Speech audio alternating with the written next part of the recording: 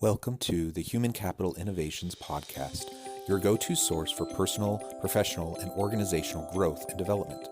We hope you tune in often for all things people management, organizational development and change, organizational leadership, and social impact related. Maximize your personal and organizational potential with Human Capital Innovations Podcast.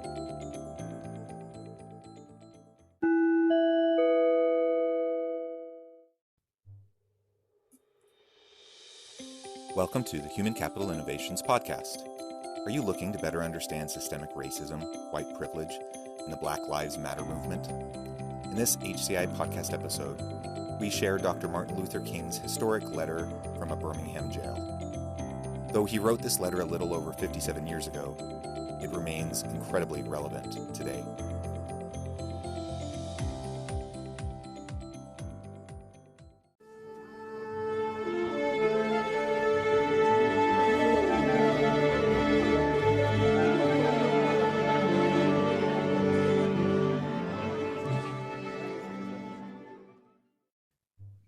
Welcome to the Human Capital Innovations Podcast.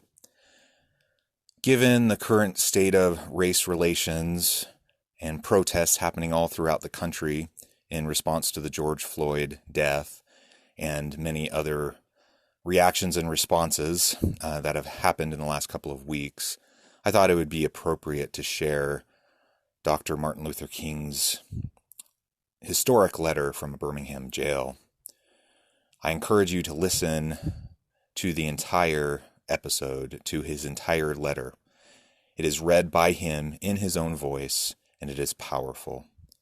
This episode will be without commercial interruption, and I hope that you will carefully consider the implications of what he is saying, not only as they related to his time during the height of the civil rights movement, but in relation to what we're experiencing in this country right now. I also encourage you to think about your organizations. What are you doing to battle systemic prejudice, racism, and other forms of discrimination within your organizations? What policies, practices, procedures, processes, and mechanisms are in place to ensure that everyone is treated fairly and with dignity and respect? Just like his words are applicable to our current social and political climate, they're also very applicable within an organizational setting.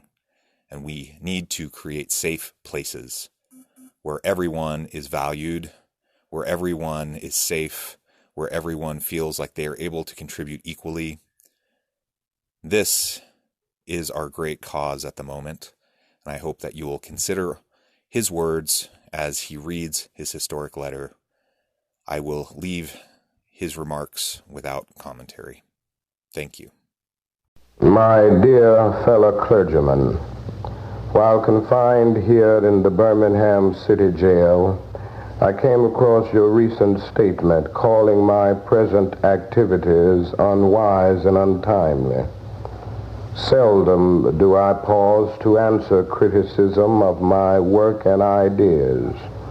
If I sought to answer all the criticisms that cross my desk, my secretaries would have little time for anything other than such correspondence in the course of the day, and I would have no time for constructive work. But since I feel that you are men of genuine goodwill and that your criticisms are sincerely set forth, I want to try to answer your statement in what I hope will be patient and reasonable terms. I think I should indicate why I am here in Birmingham, since you have been influenced by the view which argues against outsiders coming in. I have the honor of serving as president of the Southern Christian Leadership Conference, an organization operating in every southern state with headquarters in Atlanta, Georgia. We have some 85 affiliated organizations across the South, and one of them is the Alabama Christian Movement for Human Rights. Frequently, we share staff educational and financial resources without affiliates. Several months ago, the affiliate here in Birmingham asked us to be on call to engage in a nonviolent direct action program if such were deemed necessary. We readily consented, and when the hour came, we lived up to our promise. So I, along with several members of my staff, am here because I was invited here. I am here because I have organizational ties here. But more basically, I'm in Birmingham because injustice is here.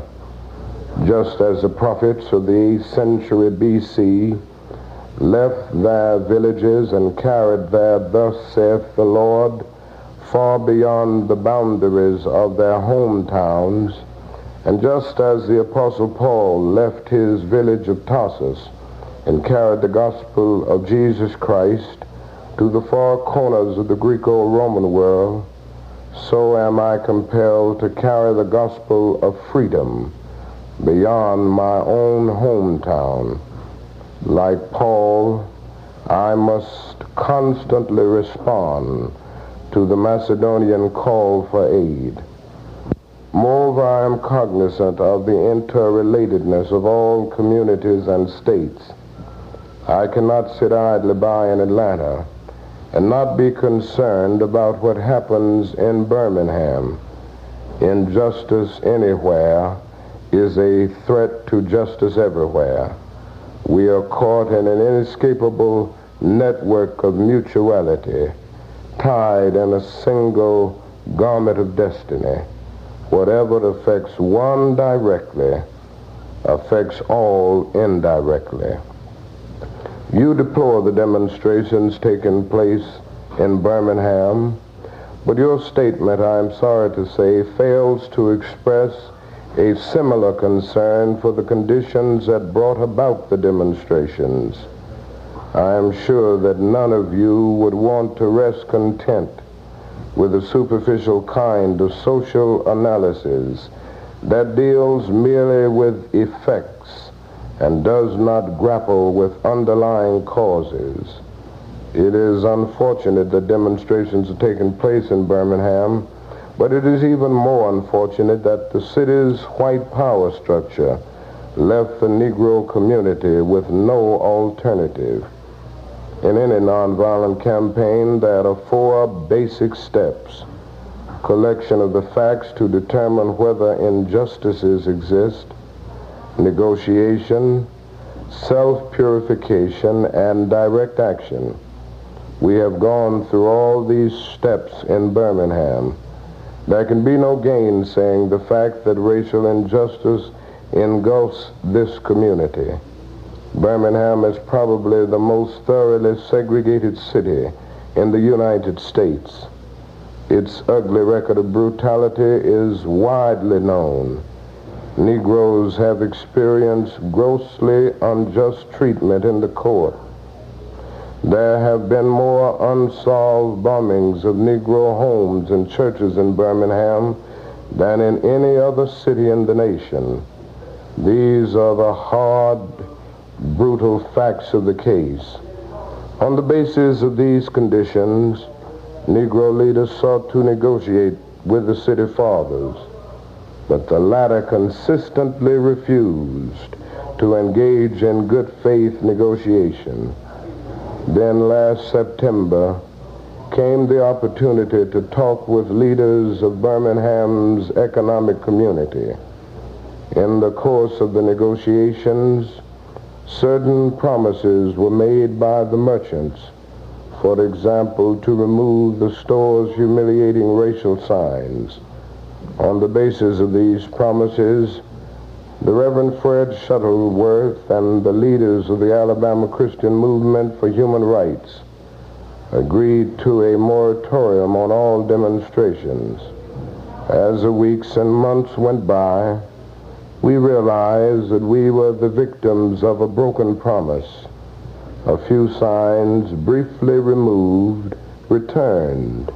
The others remained. As in so many past experiences, our hopes had been blasted, and the shadow of deep disappointment settled upon us. We had no alternative except to prepare for direct action, whereby we would present our very bodies as a means of laying our case before the conscience of the local and the national community. Mindful of the difficulties involved, we decided to undertake a process of self-purification. We began a series of workshops on nonviolence, and we repeatedly asked ourselves, are you able to accept blows without retaliating? Are you able to endure the ordeal of jail? We decided to schedule our direct action program for the Easter season, realizing that except for Christmas, this is the main shopping period of the year.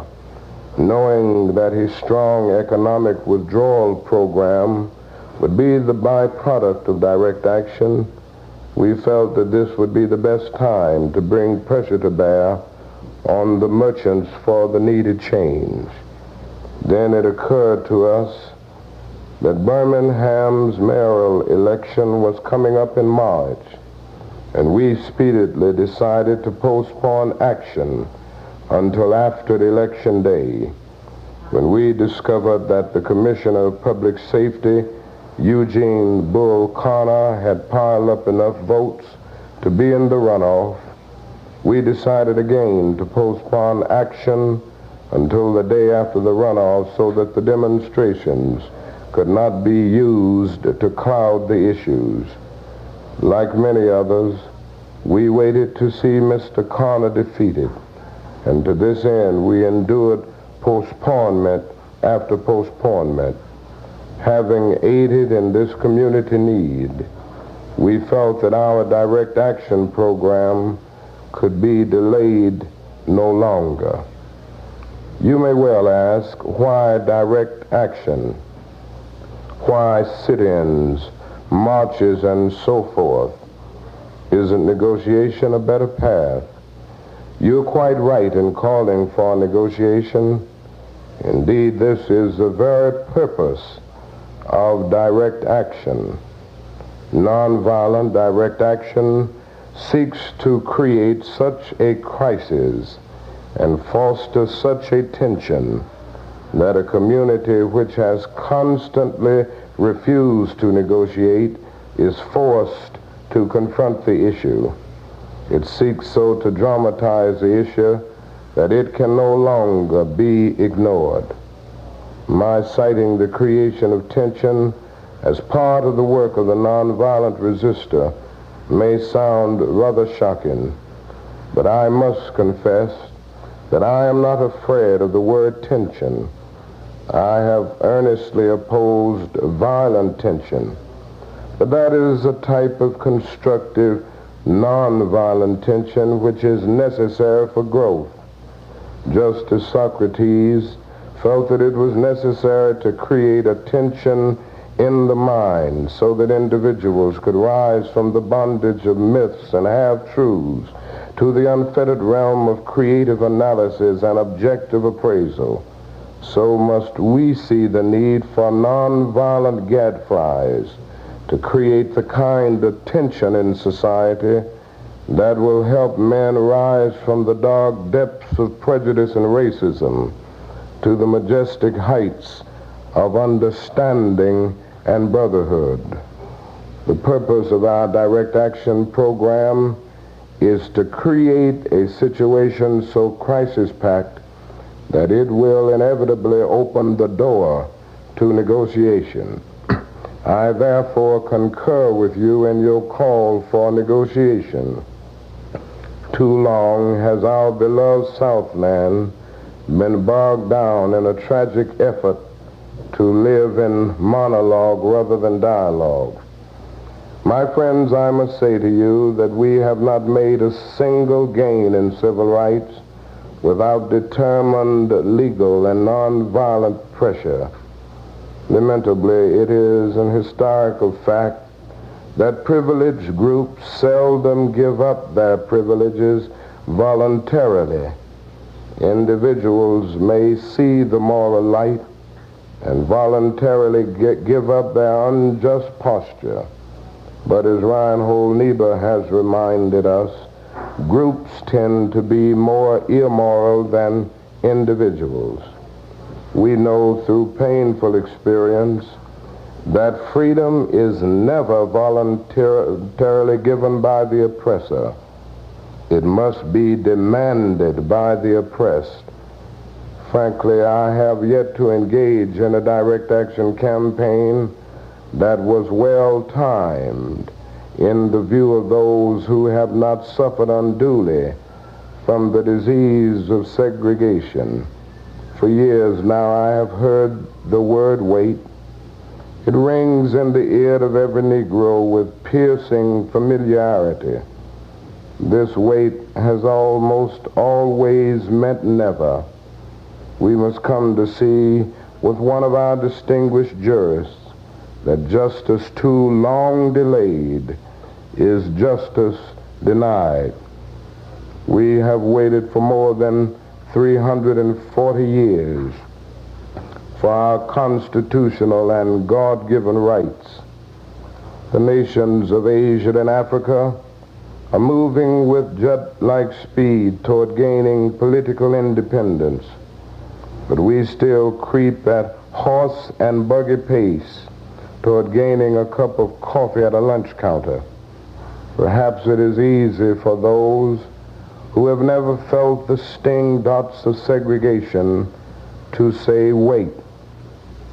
But when you have seen vicious mobs lynch your mothers and fathers at will and drown your sisters and brothers at whim, when you have seen hate-filled policemen curse, kick, and even kill your black brothers and sisters, when you see the vast majority of your 20 million Negro brothers smothering in an airtight cage of poverty in the midst of an affluent society, when you suddenly find your tongue twisted and your speech stammering as you seek to explain to your 6-year-old daughter why she can't go to the public amusement park that has just been advertised on television, and see tears welling up in her eyes when she is told that Funtown is closed to colored children, and see ominous clouds of inferiority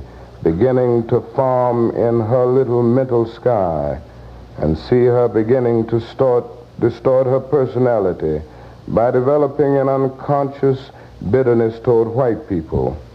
When you have to concoct an answer for a 5-year-old son who is asking, "Daddy, why do white people treat colored people so mean?"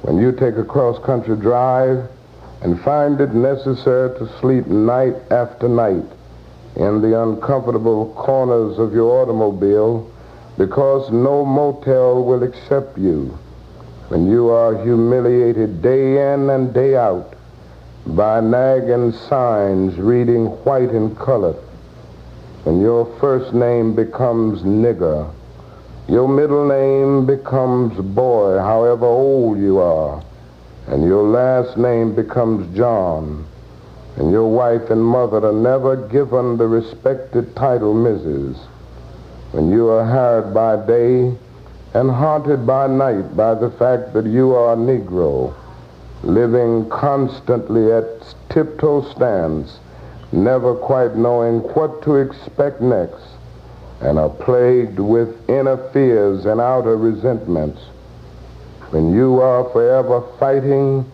a degrading and degenerating sense of nobodiness, then you will understand why we find it difficult to wait. There comes a time when the cup of endurance runs over, and men are no longer willing to be plunged into the abyss of despair. I hope, sirs, you can understand our legitimate and unavoidable impatience. You express a great deal of anxiety over our willingness to break laws. This is certainly a legitimate concern, since we so diligently urge people to obey the Supreme Court's decision of 1954 outlawing segregation in the public schools. At first glance, it may seem rather paradoxical for us consciously to break laws. One may well ask, how can you advocate breaking some laws and obeying others? The answer lies in the fact that there are two types of laws, just and unjust. I would be the first to advocate obeying just laws. One has not only a legal but a moral responsibility to obey just laws. Conversely, one has a moral responsibility to disobey unjust laws. I would agree with St. Augustine that an unjust law is no law at all. Now, what is the difference between the two? How does one determine whether the law is just or unjust? A just law is a man-made code that squares with the moral law or the law of God. An unjust law is a code that is out of harmony with the moral law. To put it in the terms of St. Thomas Aquinas, an unjust law is a human law that is not rooted in eternal and natural law. Any law that uplifts human personality is just.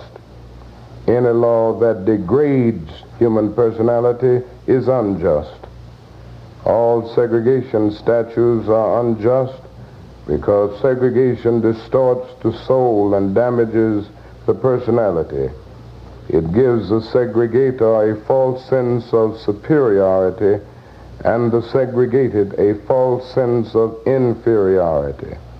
Segregation, to use the terminology of the Jewish philosopher Martin Buber, substitutes an I-it relationship for an I-thou relationship and ends up relegating persons to the status of things.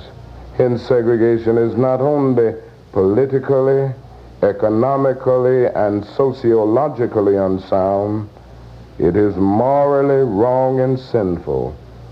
Paul Tillich has said that sin is separation, is not segregation, an existential expression of man's tragic separation, his awful estrangement, his terrible sinfulness.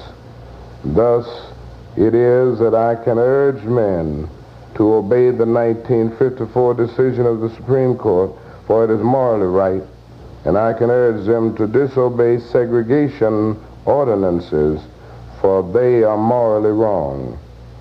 Let us consider the more concrete expression of just and unjust laws. An unjust law is a code that a numerical or power majority group compels a minority group to obey, but does not make binding on itself. This is difference made legal. But by the same token, a just law is a code that a majority compels a minority to follow, and that is, it is willing to follow itself. This is sameness made legal. Let me give another explanation. A law is unjust if it is inflicted on a minority that as a result of being denied the right to vote had no part in enacting or devising the law. Who can say that the legislature of Alabama, which set up that state's segregation laws, was democratically elected? Throughout Alabama, all sorts of devious methods are used to prevent Negroes from becoming registered voters. And there are some counties in which, even though Negroes constitute a majority of the population, not a single Negro is registered. Can any law enacted under such circumstances be considered democratically structured. Sometimes a law is just on its face and unjust in its application. I hope you are able to see the distinction I am trying to point out. In no sense do I advocate evading or defying the law, as would the rabid segregationists. That would lead to anarchy. One who breaks an unjust law must do so openly, lovingly, and with a willingness to accept the penalty. I submit that an individual who breaks a law that conscience tells him is unjust and who willingly accepts the penalty of imprisonment in order to arouse the conscience of the community over its injustice is in reality expressing the highest respect for law. Of course, that is nothing new about this kind of civil disobedience. It was evidenced sublimely in the refusal of Shadrach, Meshach, and Abednego to obey the laws of Nebuchadnezzar on the ground that a higher moral law was at stake. It was practiced superbly by the early Christians who were willing to face hungry lions and the excruciating pain of chopping blocks rather than submit to certain unjust laws of the Roman Empire. To a degree, academic freedom is a reality today because Socrates practiced civil disobedience. In our own nation, the Boston Tea Party represented a massive act of civil disobedience. We should never forget that everything Adolf Hitler did in Germany was legal, and everything the Hungarian freedom fighters did in Hungary was illegal. It was illegal to aid and comfort a Jew in Hitler's Germany. Even so, I am sure that had I lived in Germany at the time, I would have aided and comforted my Jewish brothers. If today I lived in a communist country where certain principles dear to the Christian faith are suppressed, I would openly advocate disobeying that country's anti-religious laws. I must make two honest confessions to you, my Christian and Jewish brothers. First, I must confess that over the past few years I have been gravely disappointed with the white moderate. I have almost reached the regrettable conclusion that the Negro's great stumbling block in his stride toward freedom is not the white citizens' counselor or the Ku Klux Klaner, but the white moderate who is more devoted to order than to justice, who prefers a negative peace, which is the absence of tension, to a positive peace, which is the presence of justice, who constantly says, I agree with you in the goal you seek, but I cannot agree with your methods of direct action, who paternalistically believes he can set the timetable for another man's freedom, who lives by a mythical concept of time, and who constantly advises the Negro to wait for a more convenient season. Shallow understanding from people of goodwill is more frustrating than absolute misunderstanding from people of ill will. Lukewarm acceptance is much more bewildering than outright rejection. I had hoped that the white moderate would understand that law and order exist for the purpose of establishing justice, and that when they fail in this purpose, they become the dangerously structured dams that block the flow of social progress. I had hoped that white moderates would understand that the present tension in the South is a necessary phase of the transition from an obnoxious negative peace in which the Negro passively accepted his unjust plight to a substantive and positive peace in which all men will respect the dignity and worth of human personality. Actually, we who engage in nonviolent direct action are not the creators of tension. We merely bring to the surface the hidden tension that is already alive.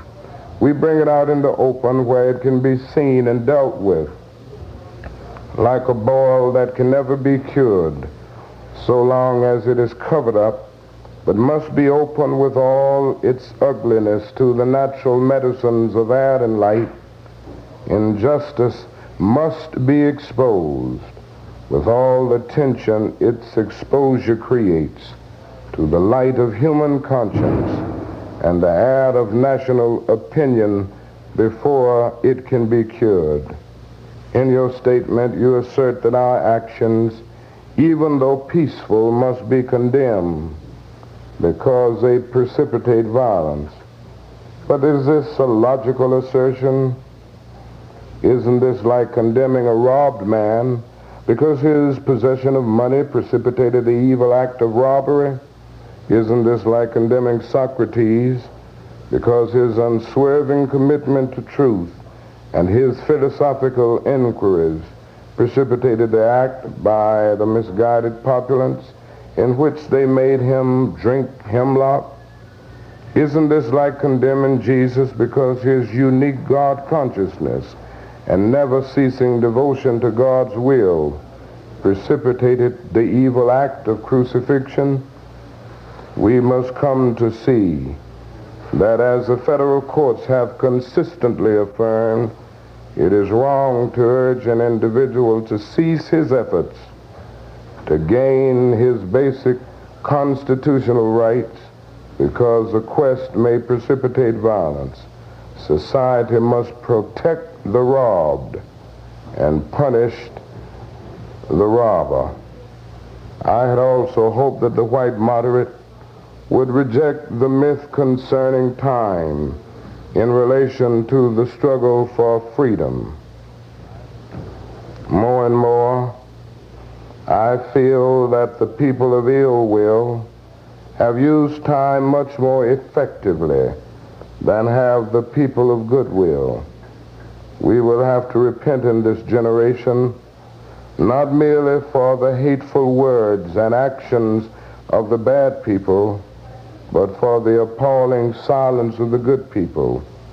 Human progress never rolls in on the wheels of inevitability. It comes through the tireless efforts of men willing to be co-workers with God. And without this hard work, time itself becomes an ally of the forces of social stagnation. We must use time creatively in the knowledge that the time is always ripe to do right. Now is the time to make real the promise of democracy and transform our pending national elegy into a creative psalm of brotherhood. Now is the time to lift our national policy from the quicksand of racial injustice to the solid rock of human dignity. You speak of our activity in Birmingham as extreme. At first I was rather disappointed that fellow clergymen would see my nonviolent efforts as though hatred. And it comes perilously. One is a force of complacency, made up in part of Negroes who, as a result of long years of oppression, are so drained of self-respect and a sense of somebodyness that they have adjusted to segregation, and in part of a few middle-class Negroes who, because of a degree of academic and economic security, and because in some ways they profit by segregation, have become insensitive to the problems of the masses. The other force is one of bitterness and hatred, and it comes perilously close to advocating violence. It is expressed in the various black nationalist groups that are springing up across the nation.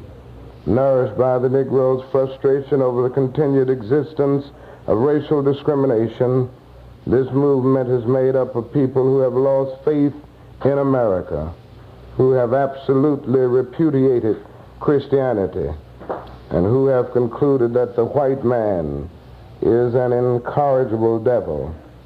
I have tried to stand between these two forces, saying that we need emulate neither the do-nothingism of the complacent nor the hatred and despair of the black nationalists.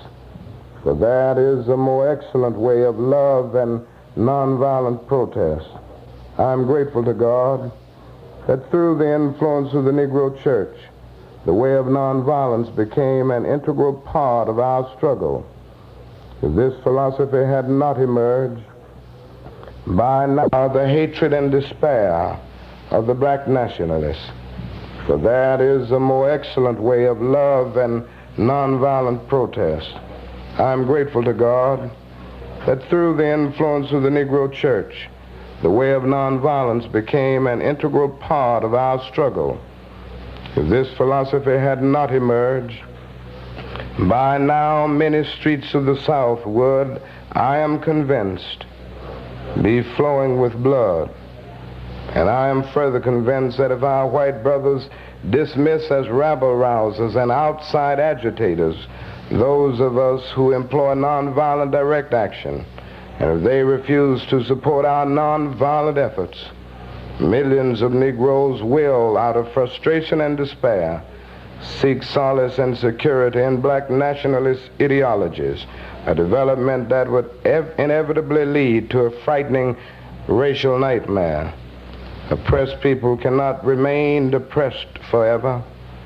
The yearning for freedom eventually manifests itself, and that is what has happened to the American Negro.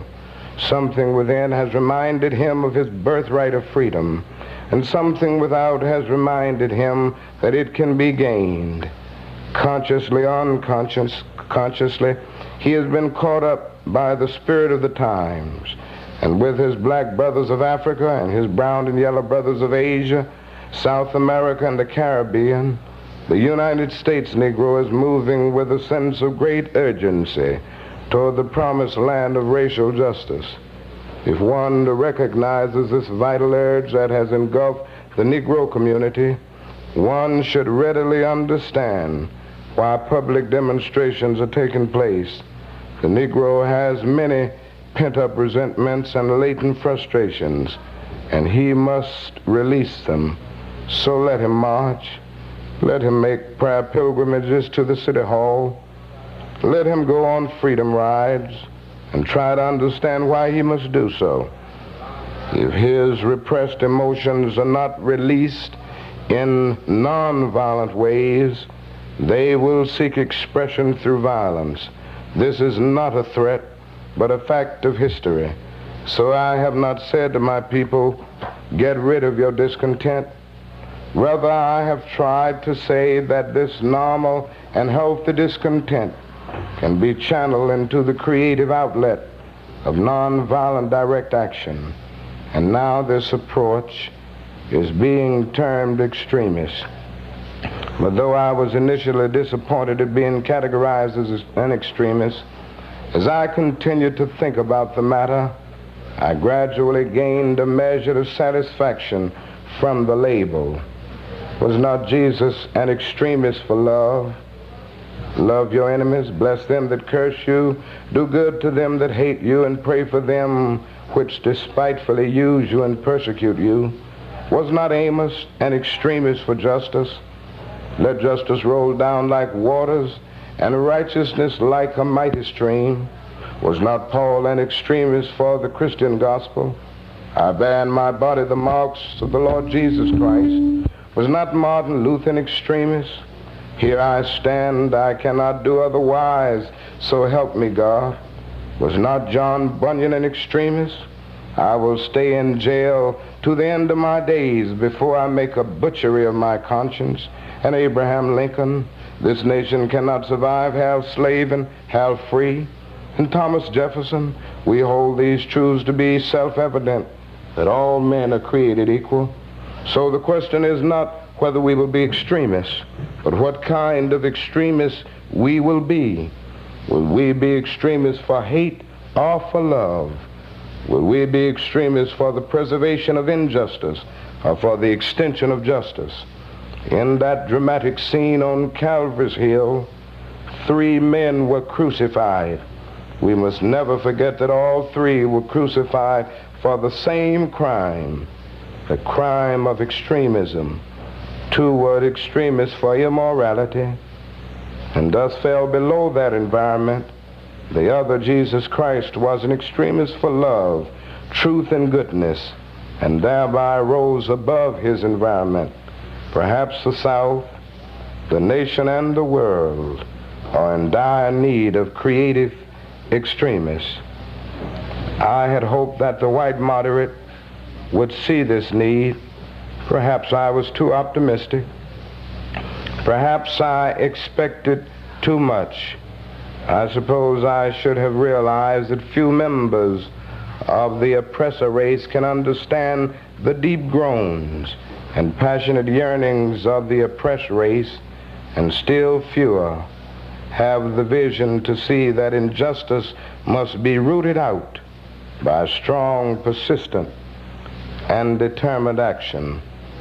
Let me take note of my other major disappointment. I have been so greatly disappointed with the white church and its leadership. Of course, there are some notable exceptions, and I am not unmindful of these. But despite these notable exceptions, I must honestly reiterate that I have been disappointed with the church. I do not say this as one of those negative critics who can always find something wrong with the church. I say this as a minister of the gospel who loves the church, who was nurtured in its bosom, who has been sustained by its spiritual blessings, and who will remain true to it as long as the cords of life shall lengthen.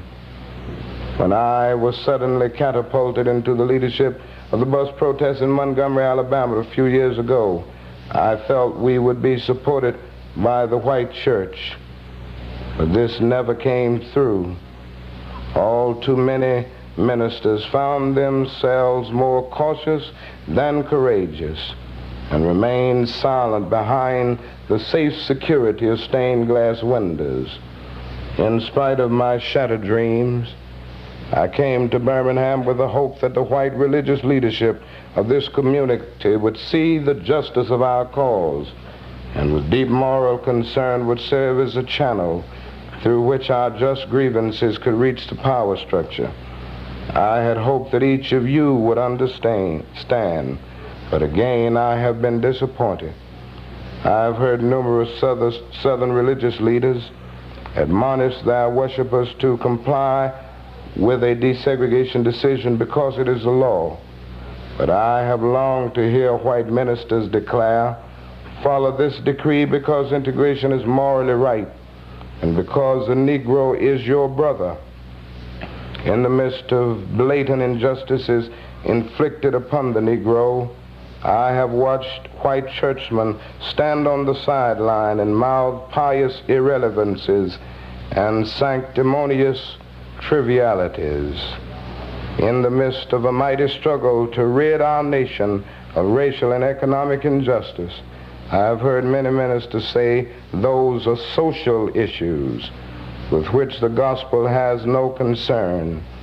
I have traveled the length and breadth of Alabama, Mississippi, and all the other southern states on sweltering summer days and crisp autumn mornings. I have looked at the South's beautiful churches with their lofty spires pointing heavenward. I have beheld the impressive outlines of her massive religious education buildings. Over and over, I have found myself asking, what kind of people worship here? Who is our God? Where were their voices when the lips of Governor Bonnet dripped with words of interposition and nullification? Where were they when Governor Wallace gave a clarion call for defiance and hatred? Where were their voices of support when bruised and weary Negro men and women decided to rise from the dark dungeons of complacency to the bright hills of creative protest. Yes, these questions are still in my mind. In deep disappointment, I have wept over the laxity of the church, but be assured that my tears have been tears of love. There can be no disappointment where there is not deep love. Yes, I love the church. How could I do otherwise? I am in the rather unique position of being the son, the grandson, and the great-grandson of preachers. Yes, I see the church as the body of Christ, but oh, how we have blemished and scarred that body through social neglect and through fear of being nonconformists. There was a time when the church was very powerful, and a time when the early Christians rejoiced at being deemed worthy to suffer for what they believe.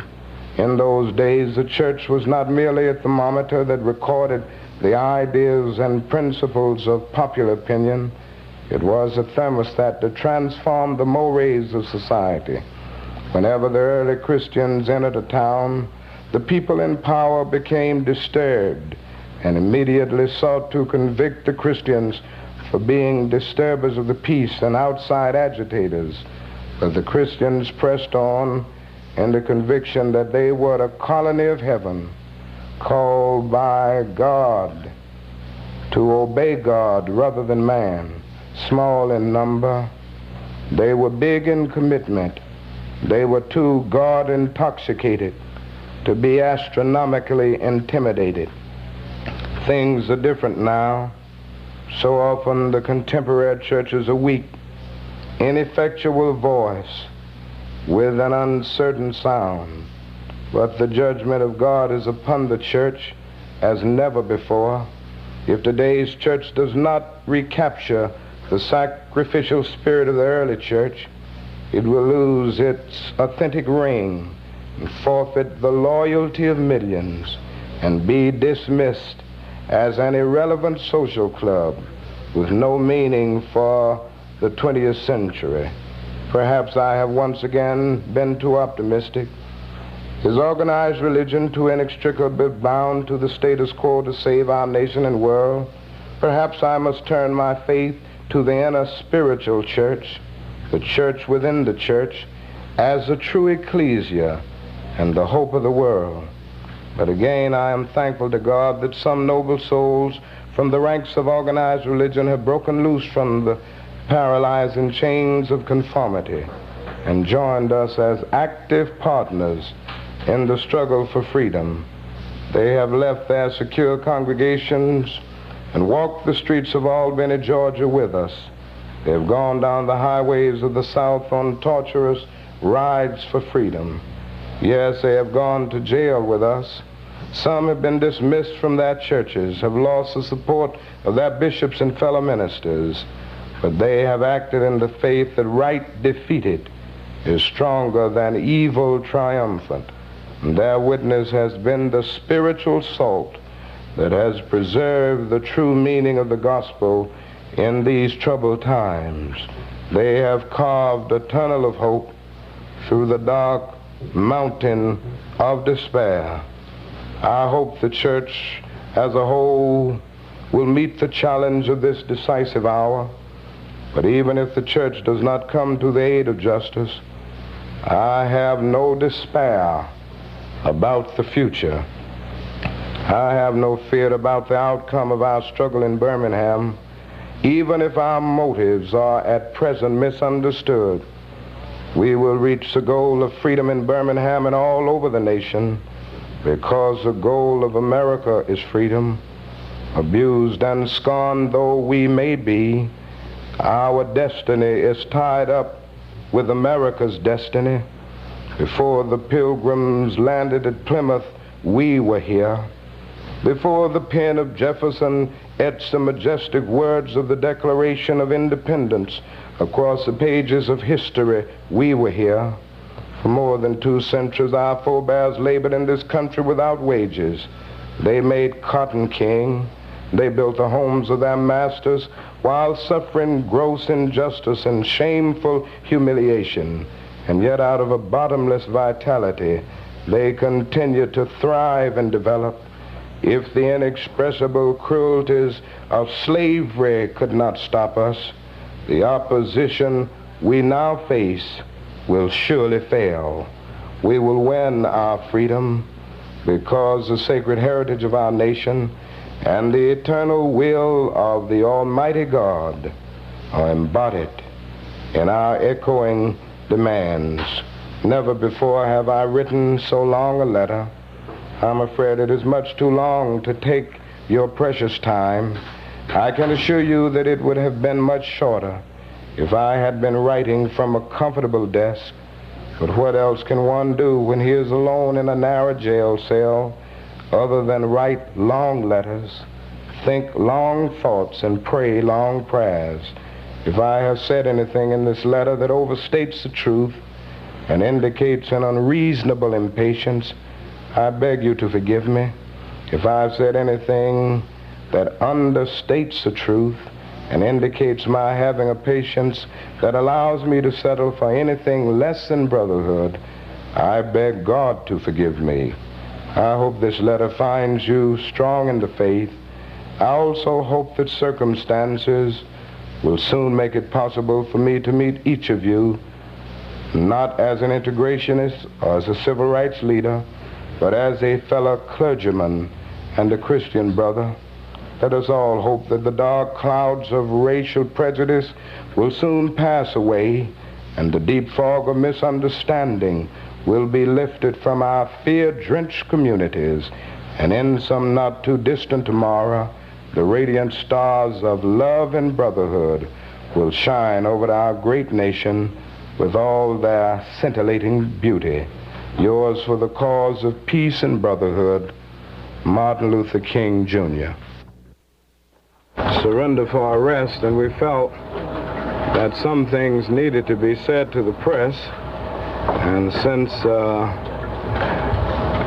it is our understanding that the Birmingham police officials will be on the plane with us and we'll be arrested before we get on the ground, we felt that we should have the press conference here. This is the Reverend Wyatt T. Walker, who is pastor of the Canaan Baptist Church of New York City and an aide to Governor Rockefeller. He was the executive director of the Southern Christian Leadership Conference at the time of our arrest in Alabama in 1963 for violating what we considered an unjust and illegal injunction. The Reverend Ralph Abernathy is the other person who will be going in. He has been for many years my closest associate in this struggle. We shared many jails together, so this is not a new experience for us. He is the vice president and treasurer of the Southern Christian Leadership Conference. And then Reverend A.D. King, who is the other person who will be arrested at that time, was pastoring the First Baptist Church in Birmingham and Inslee. And he is now the pastor of the Zion Baptist Church of Louisville, Kentucky. We will be going in together. Reverend Fred Shuttlesworth has already served his 5 days, I should say 4 days, because they let them out a little early. And right behind us, or to the right and the left, are Mrs. King, my wife, and Mrs. Abernathy, the wife of Reverend Abernathy, and this is my little son, Dexter. I'm going to read a brief statement, and then you may feel free to ask me or any of the others whatever questions you may have. I'm laboring with a very bad cold, so if my voice gives out a little, you'll understand that. It is with mixed emotions that I return to Birmingham to serve this 5-day sentence for insisting upon our right to peacefully protest the brutal and unconstitutional treatment of Negroes in that city. I am happy to serve this 5-day sentence as I have been happy to enter the jails for the freedom of my people on many occasions. Certainly 5 days in jail is a small price to pay for the unity which came to our nation in the March on Washington, the Civil Rights Act of 1964, and the events which led to an end to Southern legal segregation, all of which grew out of the Birmingham movement.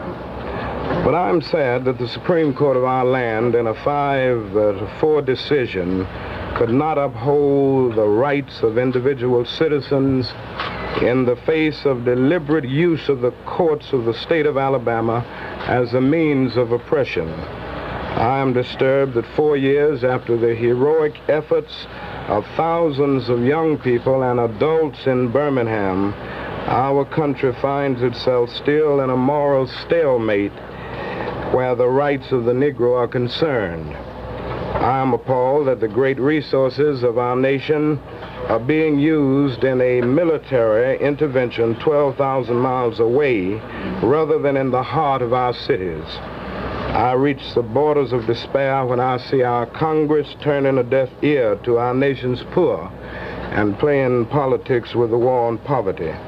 Perhaps these 5 days will afford all of us an opportunity for a more intense and serious evaluation of our situation. For all the signs of our time indicate that this is a dark hour in the life of America. Our jailing is but symptomatic of the ominous clouds which overshadow our national destiny. I pray that God may grant us new wisdom and courage to act upon the wisdom which we already possess.